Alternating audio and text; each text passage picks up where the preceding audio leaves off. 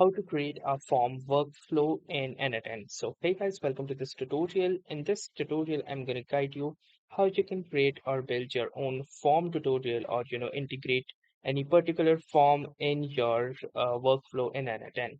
So without further wasting much time, let us start. So as you can see, I have this workflow right here with workflow number 7. And here I have created a very simple form submission workflow. So what this particular workflow does is that using this particular workflow, you can fill out any form, and the form is not like a Google form. It is like a local form, which is currently hosted on my local host itself. So I'll show you by executing it first. So if I click on to execute workflow button, you can see that a localhost form starts, and this is a contact us form. And from here, the user can, enter their name and then their test email or their email address as well. So as you can see, once the user enters and submits, you can see that the workflow will be successfully completed. And then maybe you can pass that data to your AI or to your LLM or even to your database as well. So you can do any other step after that. But in this video, the scope of this video is to tell you how you can actually integrate the form that I created. So let me show you what all did I created. So in the first one, what I did was that I created the trigger node with an on form submission. And here you can see this is the test URL. It is already given to you, so you don't need to specify this. However, if you have any other production URL, you can use the production URL as well. Then we have this authentication option. So authentication basically refers to if the person who is filling out the form, should they be at least an n8n user in order to fill out that form.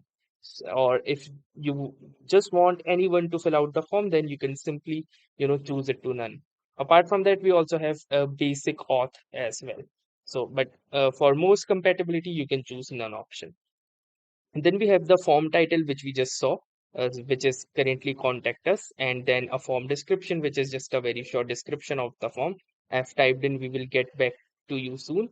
Then we have the form elements, or if, because it's not just email ID or your name, you can also add multiple things and even drop downs, radio buttons, and much more. So for name, we have added a text input field, and apart from that, you can see there are a lot of things. Label can be anything as per your need, but element type could be anything like email, file, hidden field, number, password, radio button, text input, and text area as well. So as you can see, this is another label that we had, which was email. And then you can also have attributes, like custom field name, placeholder, default value, or if it is a required field or not.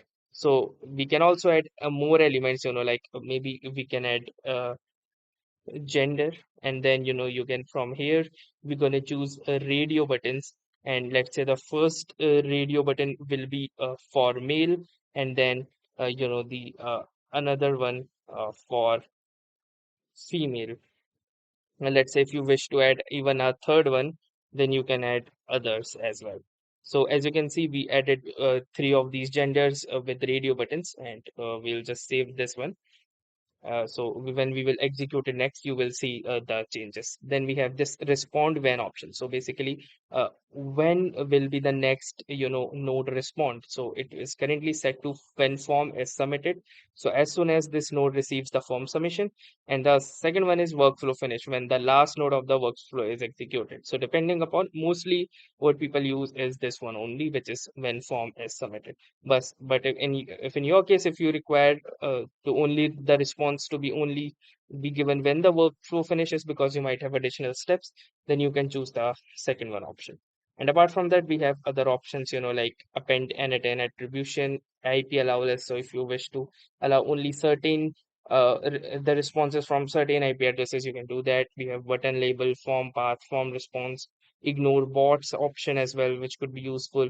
Use workflow time zones, custom form styling, and even show headers as well. And apart from settings, we have those settings only, like always output data, execute once, retry on fail, and also error handling. Like if an error persists, then you stop the workflow, continue, or continue using the error as output. And then we have the edit fields right here. So like this is just a normal edit field. Like, so how I am supposed to get data. So I'm supposed to get data in this particular format, which is in the JSON format, like name, email, submitted at, which includes the time and the date of the submission, and also the form mode, which is currently set to test. So we can now execute this, and you can see this time the even the the gender is showing up as expected, and then anyone can submit it. So basically, it is still running because I have not submitted the form. So this is why I'll just stop it and stop the execution.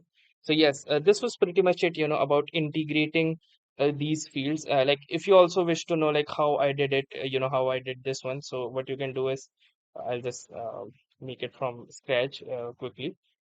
In the trigger node, you need to simply search for form, and from here, you can choose this n8n form option as well on new n8n form event as well. And from here you can add those settings which I have shown you. So yes, this was pretty much it, about adding or integrating forms with your n8n. So that was all for this tutorial. Thanks for watching and have a nice day.